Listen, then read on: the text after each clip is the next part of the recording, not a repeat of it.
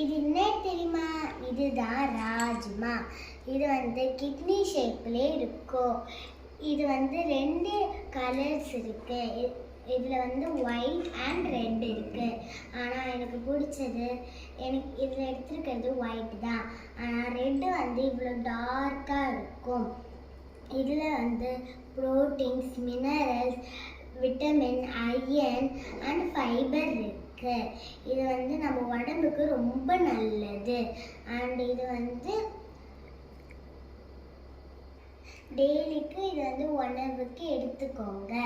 ஆனால் எனக்கு சுண்டலாக சாப்பிட பிடிக்காதனால எங்கள் அம்மாவை சொல்லி மாவை அரைச்சி தோசையாக போட்டிருக்கேன். அண்ட் இது ராஜ்மா தோசை தான்.